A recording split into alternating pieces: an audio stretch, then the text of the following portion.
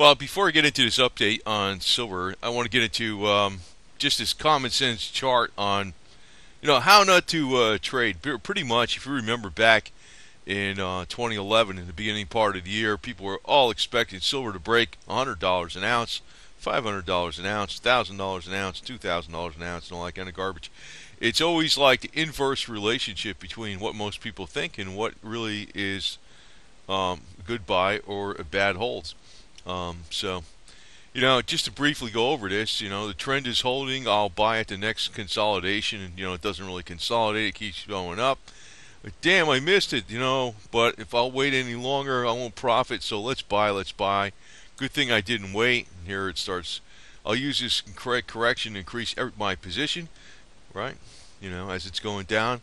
Brilliant. At this price, I'll double it. Yeah, ouch. As soon as it goes back, I'm selling out. And here, down here, good thing I sold everything. I'm not going to buy it because it's going to sink anyway. And then I told you so. When it sinks and then it's going back up. What? You what? What the hell?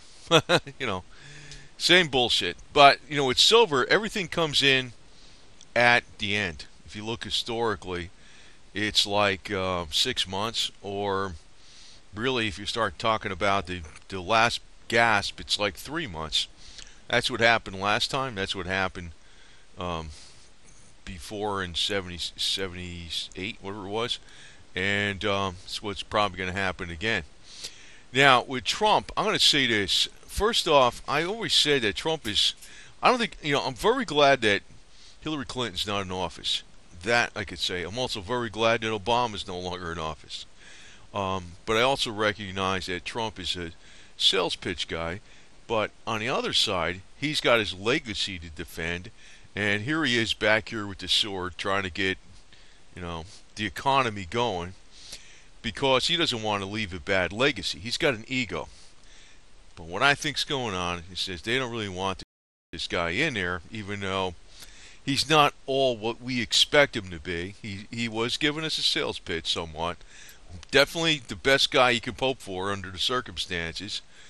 But the deal is that I think they're going to pull the rug out from underneath him.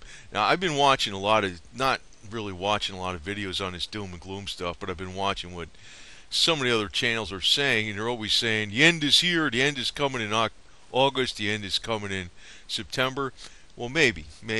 Typically, October is a bad month, and one of the deal is also I have, this is a religious thing, but October 13th, 2017 is going to be the 100-year anniversary of the miracle of the sun at Fatima, Portugal. And it's also coincides with other things that are astronomical that the Bible might be referring to when times of tribulation might be starting. But it's you really don't know. I mean, people make these guesses, but it's still not. I personally think that they're going to pull the rug out from underneath Trump during his administration, but they're not going to do it. They got to wait a little while, because if they do it too early in the beginning, he can always blame it on Obama. They got to wait a little while. Maybe they're going to have to wait a year and a half. I don't know, but I'm already seeing a lot of articles from the mainstream media about Trumponomics and how he's just screwed up, and I'm thinking, yeah, you know what's going on here. They want to get him out, make sure he's at most a one-term president, and then put somebody else in. And I think the Illuminati, or whatever you want to call them, the elite's goal is to, demanufacture the United States, if that's a word, deindustrialize the United States, bring down the standard of living in the United States, and, basically put us on par with the rest of third world countries. Now, if this lady here sitting at the front of the motorcycle was the new Janet Yellen, we'd probably have a shot at it. But Janet Yellen is an old bag lady. I just, it's amazing how I see these people that are in these positions of authority. They got no, spark of life in them. You need you need people with experience, But you need people with a spark of life. Now, I can tell you, at least Trump's got that spark of life. Yellen, God, man, that was a joke. We need a younger. We have a female in charge of the Fed. I think it should be this lady here in front of the motorcycle. She looks like she'd be wild enough to keep the reins of this economy going pretty well. But be that as it may, I think when things start going down, people are going to have to be armed. I know people looking at silver and its investment and all this garbage, but right now, since Trump's in office, if you look at what's going on with Remington Arms Company and stuff, they're laying off people left and right. I'm sure this is going on with Ruger and everybody else. It's almost like this chart that I just showed you before, how the inverse is how everybody's doing the exact opposite of what it should be done. In other words, we're coming up to a time where things are going to be pretty tumultuous. And one of the things you're going to need to just survive, just to protect your own life, is weapons. It's like nobody's thinking of it right now because, we got Trump in office. Trump's going to save this. Trump's pro-Second Amendment, and he's going to stop. Fine. But you don't know how long this is going to last, and you don't know what event can possibly come up that could force his hand on something. Things can change overnight. And right now, besides silver being a low price, probably guns are the thing to buy, because you could tell you right now the merchants right out there right now are hurting to make sales. There's no doubt about that. But I want to say this also. We live in this electronic world where everybody's got their nose in an iPhone, everybody's on a computer, everybody's on a keyboard. People are not living like they used to. This is kind of like, this is from, I guess it's a 1959 picture here, around that time, maybe 1960. People were out and about doing things. Today, not too much.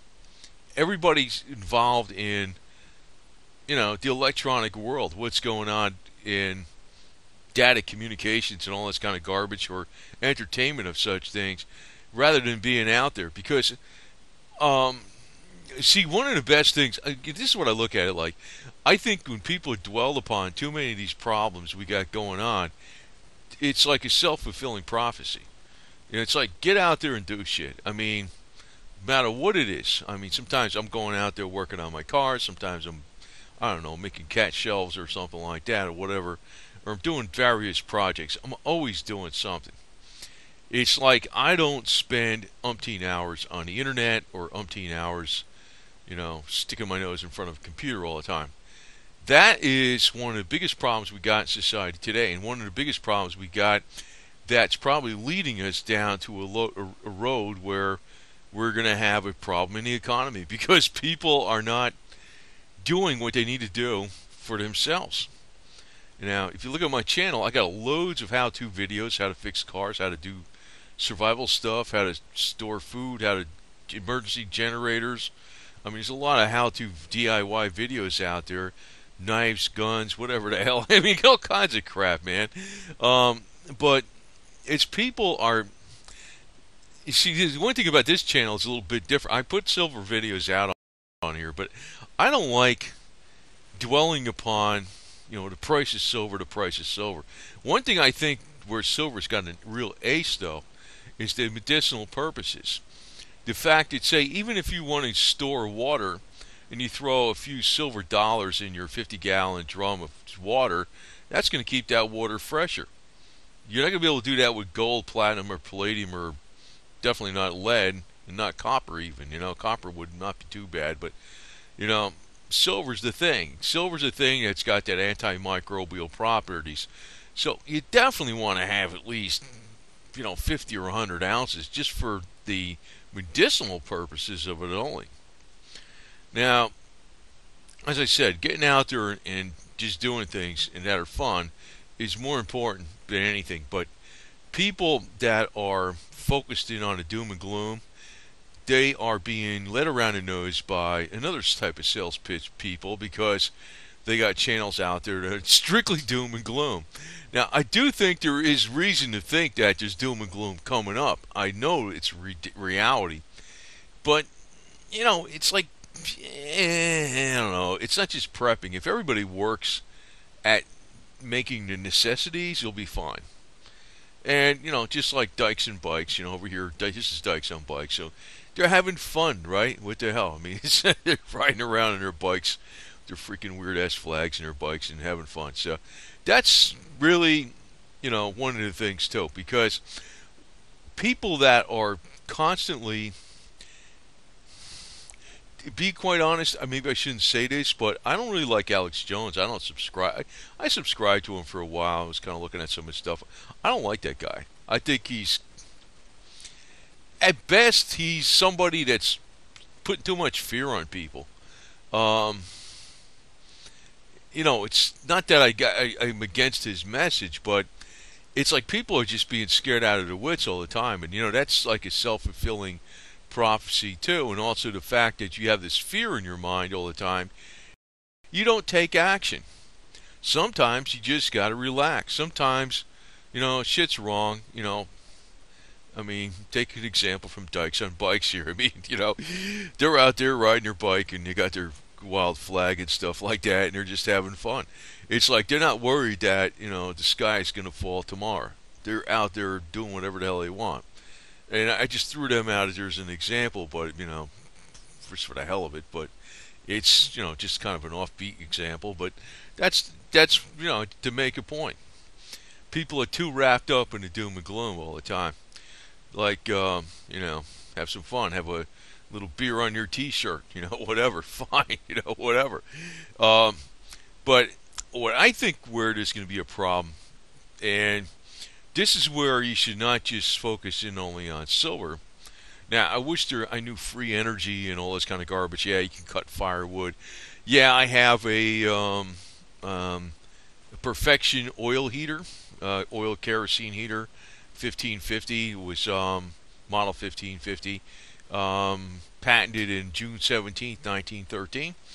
I use diesel fuel in it all the time, and I got loads of diesel fuel. And I actually, during the winter time, that's the only heat I use. And boy, my electric bill is real low, unlike in the summer, because I use the air conditioner in the summer. But what I think is going to have, where you should also stock up on, is anything that could be emergency fuel. Now, one problem is if you have gasoline, you really can't store a lot of gasoline. But I remember back in the '73 when we had that oil embargo. Now, I don't think it's going to happen like that again because we got a lot of storage in this country. But the other side of it is this. There's always something else that can possibly happen, which would be, a problem with the electric grid. Maybe we got the fuel, but maybe the grid is down, which is going to affect, the pumps working, and also, the delivery system. I think the nation is actually pretty vulnerable in this way because, I even know that when we even have a hurricane in the state of Florida, everybody goes out and fills up their gas tank. And it's like, we know the hurricane's coming. And you go to, all of a sudden, inside of a day, all these gas stations are out of gas. And it's very difficult to fill up your gas station if you wait just a little while. It's like people get totally crazy out there, and all of a sudden they got to fill up their gas tank because of the possibility that a hurricane's coming. Well, in a case where there's a slight disruption in fuel that could be long term, I think that could create some serious problems. So, besides getting silver, think of things that could be an emergency transportation. And one of my themes always has been, the motorcycle. The motorcycle is one of the things out there that could be pretty damn good in transportation. Yet, if you got stranded vehicles that ran out of gas, you can get around them. That's one thing that's good. You also, like if you remember back in California, during the earthquake, it wasn't a 4x4 that got around the best. It was a motorcycle. Because motorcycles can go all around the cars and stuff like that. But But the other side of it is the motorcycle doesn't take much fuel, and if you got a siphon hose with you, you can just keep filling that shit up, man, every time you find a car. That's what's cool about it. Don't think strictly silver, silver, silver, silver, but do get more silver. I think at this point, it's like I said, what do you do when it goes way the hell high? Now, I dumped a little bit of palladium to buy land. I says, one thing I dumped I didn't really need to dump the palladium, but I did some because I think the palladium is going to go down during the next market reset, which I think there's going to be a market reset. Palladium is 90-something% industrial, and it's going to get hammered during the market reset. It's got a good gain, so I said, what the hell? I just dumped some of it, but I got land with it, so about 10 acres, so whatever, fine. But the deal is, that's what you need to do when, say, you finally decide to get rid of your metals. Get something tangible. I know people are going to say, what are you going to do? Have fiat? Well, I could see agricultural land or some kind of land that you can live on that is a stream or something like that. That doesn't have that many regulations or high taxes. I could see that as probably a hell of a lot more useful than having a bunch of coins. Tell you the truth. So that might be one of the things you want to flip over to, because a lot of people are, people do not, what are you going to do with your next step? Some people think they're going to hold this stuff forever, and I say, nah. I think I'm going to hold some of it forever because silver has medicinal purposes, but as far as holding all of it forever, no way now.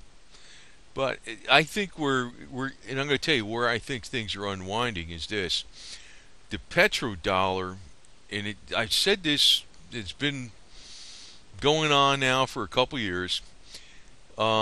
China has been buying oil from Russia, and instead of paying for the oil from Russia with dollars, they're paying for Russian oil with their Chinese money, Chinese yuan. Also, Saudi is selling oil, starting to sell oil to China, and they are taking Chinese money, Chinese yuan, instead of dollars. Qatar is also doing some of that too. So I'm amazed that the petrodollar isn't already fallen apart, but it hasn't. But I could tell you that during the time of September 28th, 2008, I think it was, or was it 2008 or 2009? Maybe it's 2009. We had an electronic run on the money markets, right? Now, I know about this from the newspapers, but I also know about it from the guy in South Florida that runs the head office for all of Florida for the boutique investment house that's attached with the CPA firm that I go into all the time, right? That I work with, not every day, but every week at least. But I do know they almost had a collapse of the banking system due to lack of liquidity. And when I say collapse of the banking system, it doesn't mean it would be a collapse and stay collapsed, but it would be a shutdown for a few days. That would have a major shake-up psychologically in the value of what how steady the dollar is and what the full faith and credit of the U.S. government is. Next time, they might not be so lucky. They've narrowly averted this. I think it was September. I know it was September 28th. I think it was 2009. They narrowly averted this. Yeah, it was 2009. They narrowly averted this. So, next time, I don't think it's going to happen. See, I don't have a chart up here, but if you look at the credit expansion, now this is nothing. This is solar activity. It's something else I'm going to talk about. If you look at the credit expansion has been going up not just the last several years, but also since the 1950s. The entire GDP of the United States has been dependent upon overall credit expansion. Now, everybody's really tapped out. Credit expansion has stopped and slowed. Why? Because there are no more underlying assets to even borrow against. So, if you look at the real dollars that are out there that are not in a form of credit, there's not that many dollars out there. So, if all this credit gets called, what's going to happen is, the asset prices are going to go way the hell down. And the other side of it is this: there's not going to be enough money to keep the economy greased, because the economy is entirely greased right now off of credit. That's a fact, Jack. I mean, it's been this way. Expansion of credit has been greasing the U.S. economy since the 1950s, and it's gotten exponentially increasing over each decade. And it's been pumped up and pumped up and pumped up in various bubbles, whether it was the tech boom, the housing market boom, or whatever. But now it's coming to critical mass. There's nowhere near enough dollars out there to keep the economy going in a time of a credit crunch, and it's coming up to that. Now, the other side of it, I think, is going to cause a credit crunch is this. It's the wild card. It's the weather. That's why I'm showing the solar activity. Now you think, what's the weather have to do with the economy? The weather has a lot to, overall global climate cycles has a lot to do with the economy. This is his solar activity forecast. Now we're going into, this is the 11-year cycles that are within these 208-year cycles. We're going into the grand solar minimum, the 208-year cycle or the 410-year cycle, probably the 410-year more severe cycle.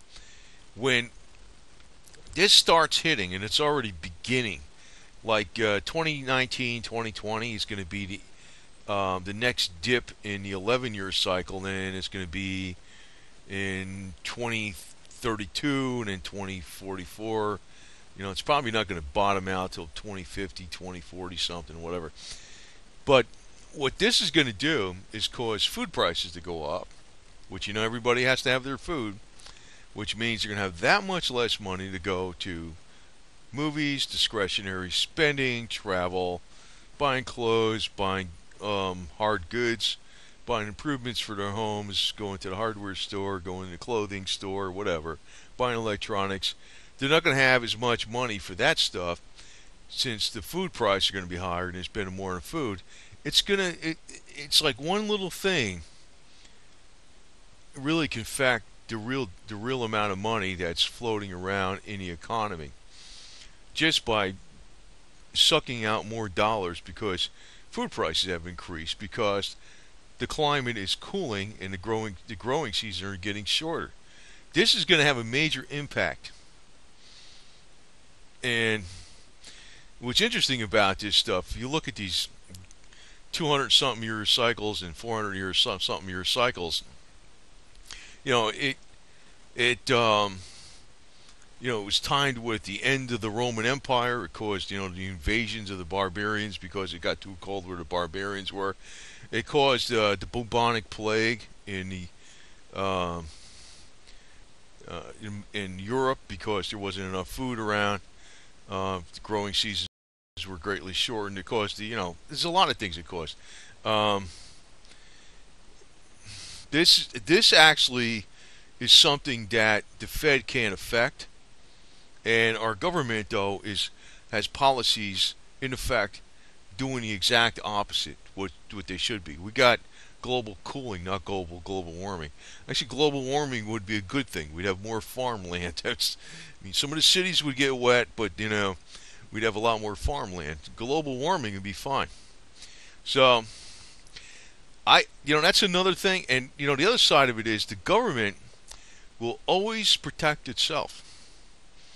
If they're like their own little monopolistic corporation. You can't say, I go into another government. You're stuck with the government you got. Now, I'm showing here is the basically the tax load, the tax burden on each state. Like some of the better states are like South Dakota, Wyoming, Texas, Louisiana, Tennessee, and New Hampshire, and Nevada. Now, it doesn't really tell you the whole story because, like, Wyoming has the best, for tax burden. Oh, Alaska too.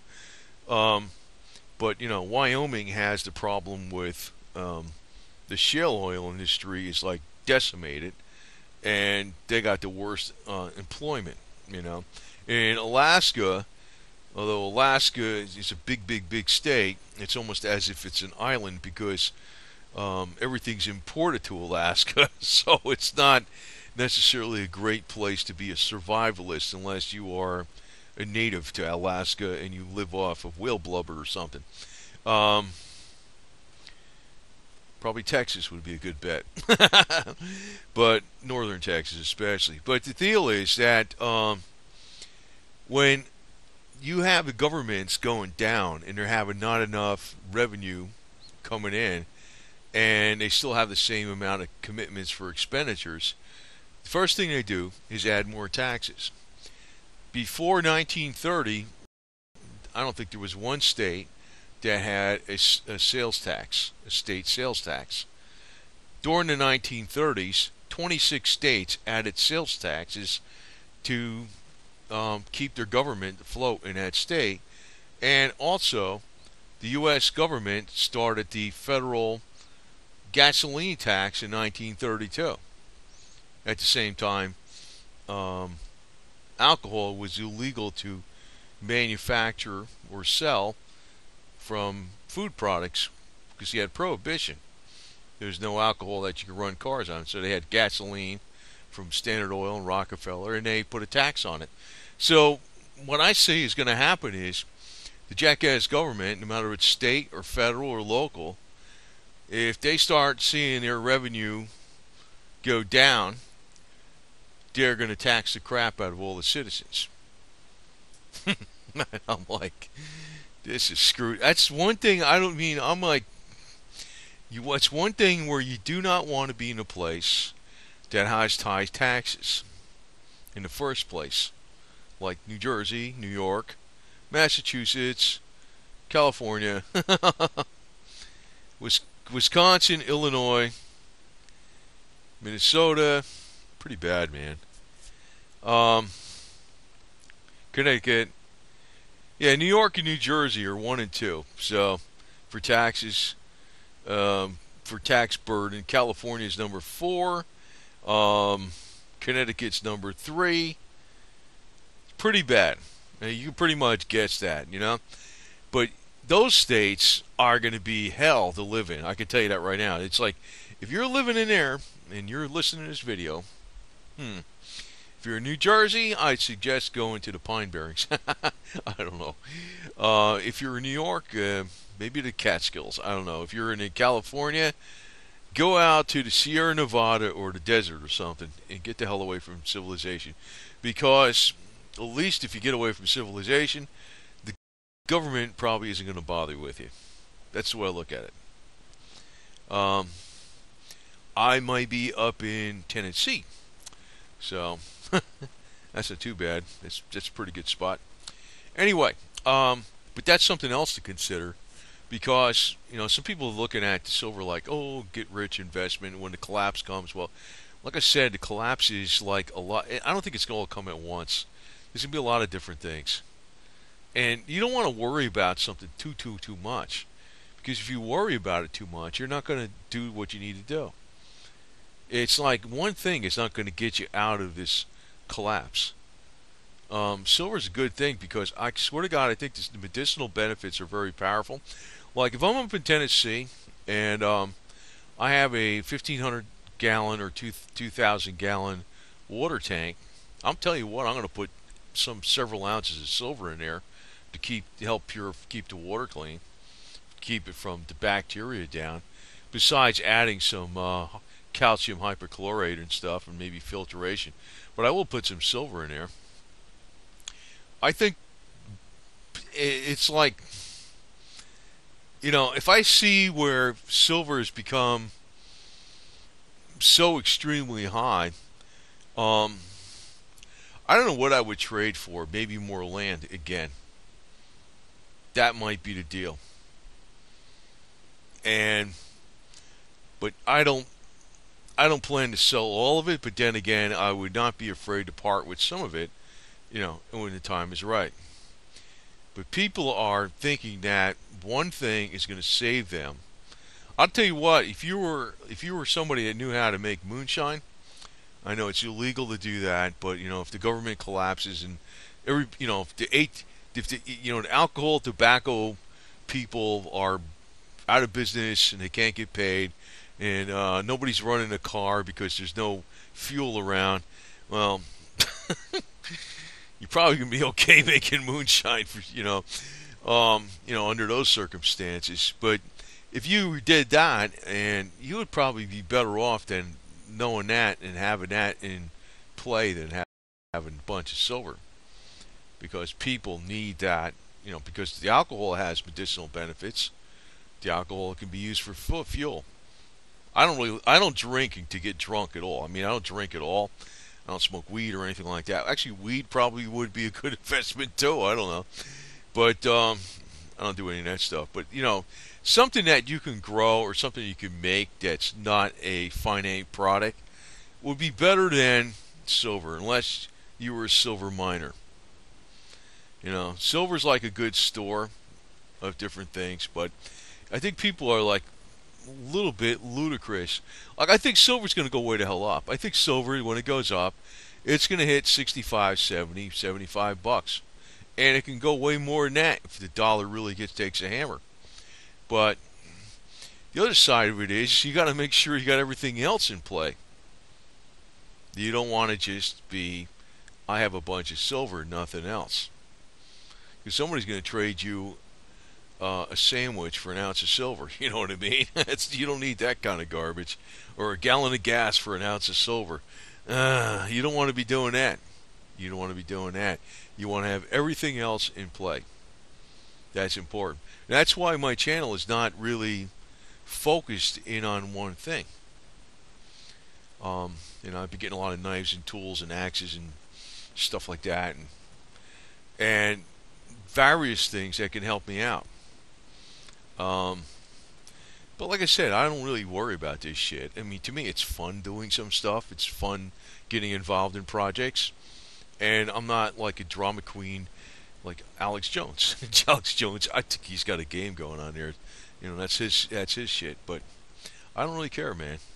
But if everything collapses, it's like, just think like what happened after World War II when Berlin got bombed out or something. You know what the first thing people were doing?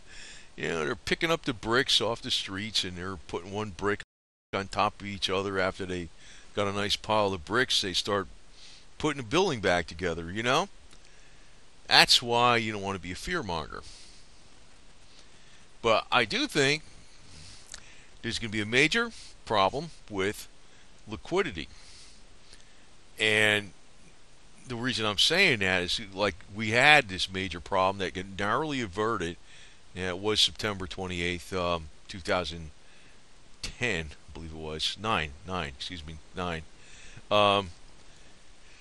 And this time, it's not going to be averted. It's not going to permanently shut down the banks, but it's going to be enough of a psychological blow to the American prestige, dollar, the strength of the government, that people are going to start bailing out of the dollar.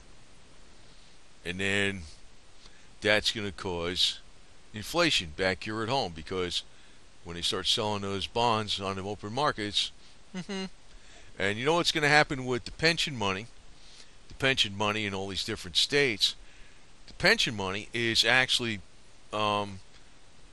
based upon how it's invested in corporations. And if the corporations aren't doing well, the pension funds aren't doing well. See, this is one of the things, like, I'm thinking about taking early retirement, and I'm thinking to myself, I'm not going to take this early retirement and sit on my ass. I'm going to be, like, buying Mountain House prepper food, more of that stuff, more tools, I don't know, all kinds of shit that could actually be useful for me for many years to come. I'm not going to just sit on my ass and do nothing, or play golf, or go out to the bar or the restaurant. I ain't doing that kind of shit. That's the 99% of the problem with these retirees. they're a bunch of dead wood out there playing golf and, I don't know, involved with their grandkids and, you know what I mean, playing games. They're not doing something constructive. They're not hardcore. Me, I ain't doing that kind of shit. I never am going to do that kind of shit. It's like everybody's got the opportunity right now to save the day before the problem occurs, but they're not going to do it. You got two types of people, basically. You got the kind that have their head in the sand that aren't doing anything, and you got the other kind that are total fear-mongers that are more based upon, oh, the end is near, and I got this, and you know what I mean? They're not living life today, and they're not prepping in a rational way. They're living in a world of fear. That's one group, and the other group is totally ignorant, like an ostrich with their head in the sand. I don't fall in either one of those groups. It's like I do the prepping stuff, and I'm like, yeah, it's cool. It's kind of fun. It is fun, man. I like having my shit together, man. I got a new rain collection barrel. I just put that thing in there. I said, well, what the hell? It ain't bad. So I got a way to get water that way. I got a water, a 12-volt water pump thing. Got one of those deals. I got a well. I got a generator. I got the special wire that goes from the wire from the well to the generator with the transfer box on the well. I got an extra well pump motor.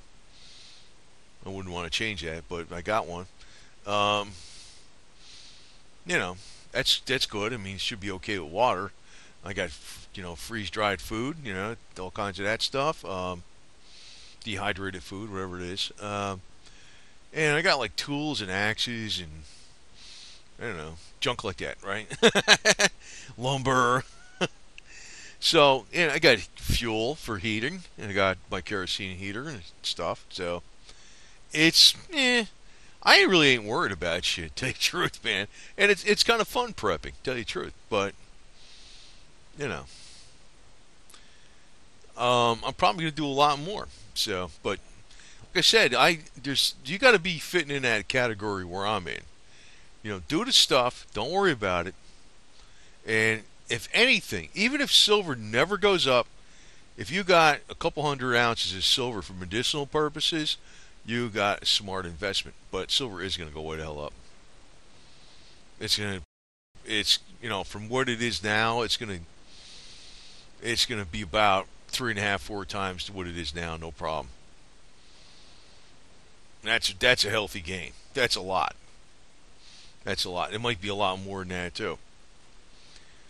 But, it's not going to be, one thing I'm a little worried about in the future, if it does go up really high, is how Grassley, I think his name was, the senator from Oregon, he's trying to make it whereby everything you have, whether it's cash, even if you have a credit on your phone bill or you have a gift card from Walmart, he wants it reported to the government.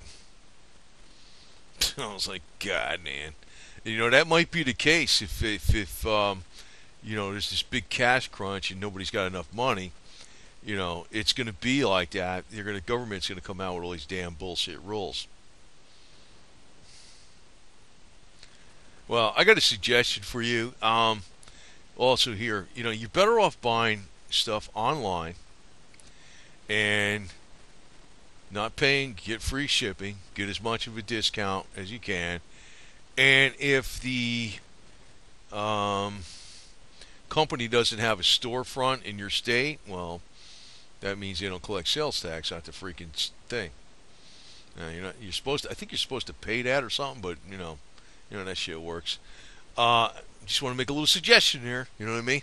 Because I personally think all these taxes in this government are like a waste. Before 1930, nobody had sales tax, state sales tax. There wasn't even state income tax to speak of. I don't think there was any state. Maybe they had a couple states that had it. Before 1913, there was no federal income tax. And, there was a minimalistic government. It's a bunch of bullshit we got going on today. Actually, some of the things I've been putting out recently about, the cause of the Confederacy and what they're really fighting for. If you look at the Confederate Constitution, if you really look at all the stuff they wrote in there, a lot of it was about fiscal responsibility. No omnibus bills. You got to spell out what's the expenditures for. It's got to be in the title of the bill. It takes 2/3 vote to raise taxes or to appropriate more money for something. They stopped a lot of infrastructure spending where people just spending money on infrastructure for the railroads. They said no, only for the dredging of canals and stuff. There was term limits on the president. There was like a 1 year, 6-year term. We didn't have term limits on the president until the 22nd Amendment in 1950s. Before that, president could be like FDR, elected 4 times, right? So my belief is that this country took the wrong turn since the war between the states. That's really when it's screwed up, man. It's screwed up. It was screwed up rapidly after that, even with Teddy Roosevelt, not just FDR, but also Teddy Roosevelt, who's a progressive, and also Woodrow Wilson. I don't want to go too long on this video, but shit's been going bad for a long time, and I think it's coming up to critical mass. But the country's not going to totally disappear, because the country is the people itself.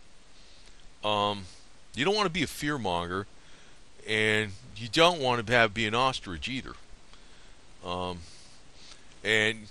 Fear-mongers are like Alex, and I think he's a psycho. I don't know. I don't want to be too hard on a guy, because the guy says some right stuff, but I think there's something going on there with that dude. I tell you that right now. But you do not want to be too much one way or the other. So you just got to kind of go with the flow. But then again, you don't want to be. You want to be like old evil girl here. You want to have your antenna out. You want to have your antenna out, and watch for what's up on her horizon. This girl's the devil girl, so she's got her horns up, and she pretty much knows. I could tell what's going to be coming down the pipe because I got sensory perception in my horn antenna on my head. So you got to kind of be like that a little bit, and not worry, but be cool. See what I mean? And don't be a fearmonger, but don't be an ostrich. Ostriches are just as stupid as fearmongers. That's the way I look at it. And I can tell you, most of the people in my generation that are the baby boomer generation, man, I used to think the baby boomers were so lame until Generation X and the millennials came out, and I said, wow, they don't even look so lame anymore. But the baby boomer generation is pretty damn lame compared to the greatest generation, what you want to call them, from the World War II and the Depression era. Baby boomer generation's spoiled, man. And you can tell because when most of these people are retired, they just blow all their money, man. They're just like living in a little fancy world of their own. And when the shit comes down, man, I'm going to say, I'm going to say shit to those people. Let them have their problems and let them deal with their problems. I ain't going to try to help them or nothing because they created it. If I tell them anything right now, they look at you like, oh yeah, sure. Oh, okay, fine. But like I said, I'm not a fearmonger. I see what's coming down, and I'm chill with it, And it's like prepping is sort of fun. Actually, it's fun. It is fun, man, to tell you the truth, man. It's kind of like a hobby. That's the way I look at it. So, you're going to be doing your hobby that's constructive, and it's something you need to be doing, and you're not going to have a problem. So, over and out. That's all I got to say.